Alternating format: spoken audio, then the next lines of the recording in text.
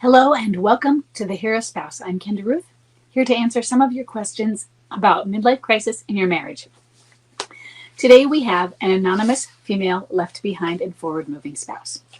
Her bomb drop was December of 2021, so it's only been a few months, and she has a at-home MLCer who is a high energy replayer. Her date of marriage is 2006. She says, I feel as though my husband is having an extramarital affair with a woman he moved into our in-law apartment. He comes home every night, but spends most of his time up there. I see the interactions they have, and it's definitely not a platonic relationship. Friends and family are telling me that I need to get her out of the house, but I feel like it would make matters worse. I don't know what to do. Do I just let it play out? Also, is it normal for him to be trying to rush to a divorce? I see a lot of comments on the site saying that typically the MLCer doesn't want to divorce. He told me the other day that he retained a lawyer to get paperwork started. Not that we want it or not, but you're leaving, you're having an affair, you moved out, you said I love you, but I'm not in love with you, all these things, and yet you hadn't considered this other step. It's just strange to the rest of us. Even if it's like, oh, phew, we didn't want that, so don't let them think about it. Some do rush, though. That's the thing. Some rush to think about it and mention it and do nothing. Some rush to get the retainer like yours is doing. Some rush to get a retainer and then do nothing with that. They don't continue and file, and then it goes away. And some rush to file, and then they do nothing with it. And some do continue on. There are a few that it gets done quickly, and sometimes that's because the left behind spouse makes sure to finish it quickly as well. So in my situation, I had a bomb drop that was in March, and he filed.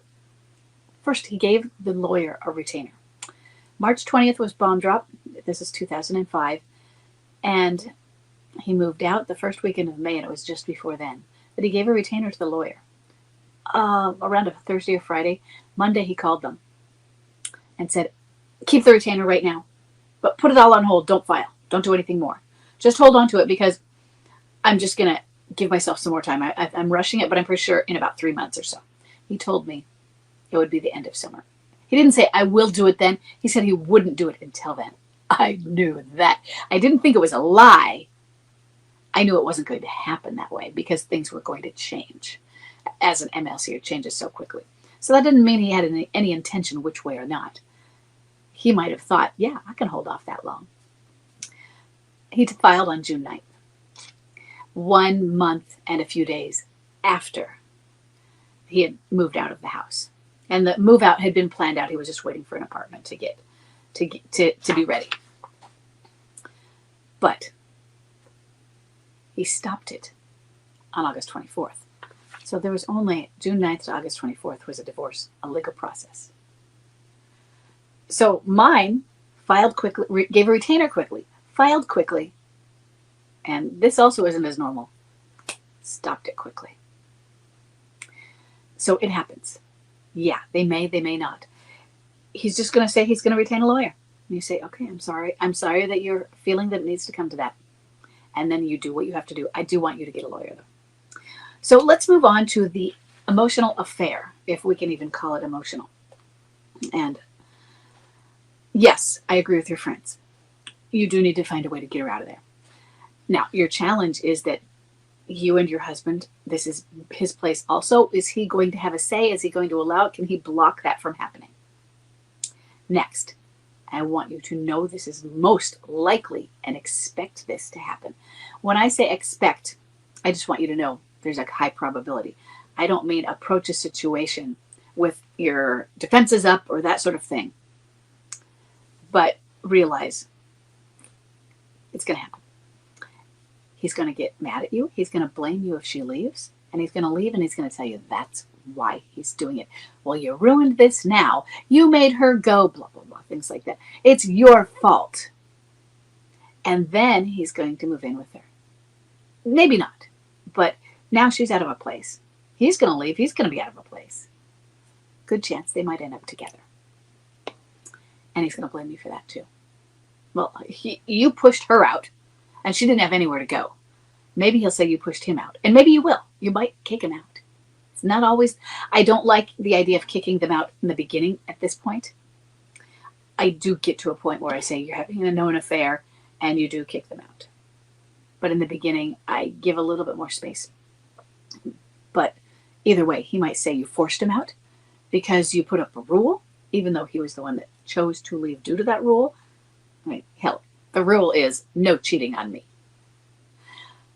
But you need to get her out. Yeah. But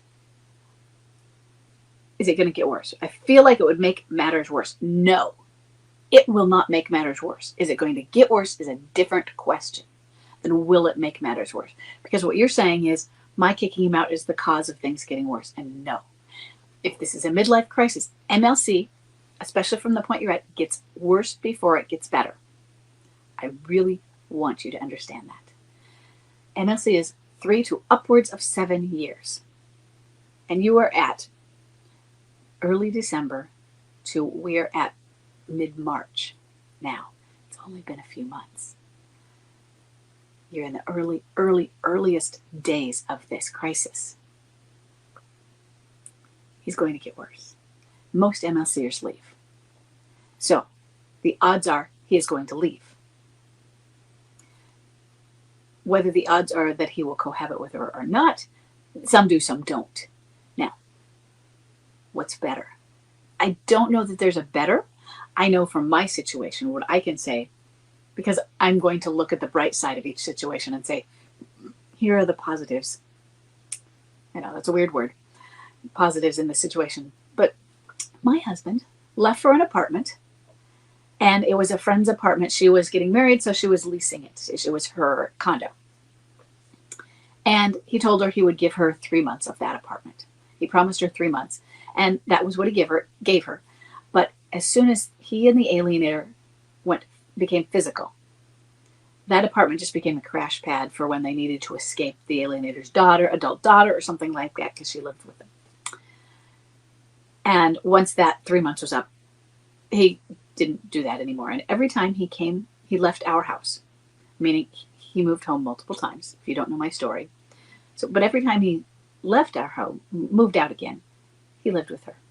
The only time he had a separate place was that very first time, where he had that separate place and he was there about a month. I think it was exactly a month, maybe 3 days shy of a month. He always moved in with her. So I had the advantage of the bloom comes off the rose much faster. The conflict in the relationship was right there in front of it. Every day he had to face it. He couldn't escape by going somewhere else, by having an apartment of his own. So those were the positive benefits. Now, if he's in a midlife crisis, some of the things we talk about are, but he's not doing what he said he was going to do. He said he wanted solitude. He wanted to face himself. He wanted to figure himself out. I want everyone listening to understand. They may say they're going to do that. They may say that that is why they're leaving. And they may mean it. It might not simply be an excuse. Sometimes it's an excuse because they know they're going to her or him. But they know they need to figure things out. They know, some of them, and mine, never blamed me. Okay, a little tiny bits of projection, but usually he projected to others. It was all about him. And he said, for the most part, you don't always get the blame. He might have rewritten history, but he didn't blame me as the bad one. It was still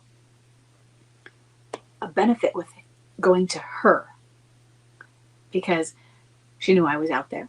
I was standing for my marriage. So the conflict was about him not being divorced, about him having a wife, about him continuing to leave her, but he always went to her. That was a great advantage. It just made things blow up faster, but this is key, they may have blown up. And this might seem odd, but that didn't mean they ended. It did not make it end faster. Not at all. His relationship lasted about 3.5 years. He left her for the final time, multiple breakups, left her for the final time in October of 2008. So they had been planning to be together at March. Became physical the last weekend of May, and he left her for the final time in October of 2008, 3.5 years about. So I want you to understand, she faked a pregnancy on August 24th, that day that he moved out of 2005. It was still more than 3 years later before he was able to leave her and not go back again. So I want you to think about that when you're saying, but it's going to get worse if I kick this woman out, if I make it so that she has no home. Yeah, it is going to get worse, but not because you do that. And when he leaves, it's not because you did that.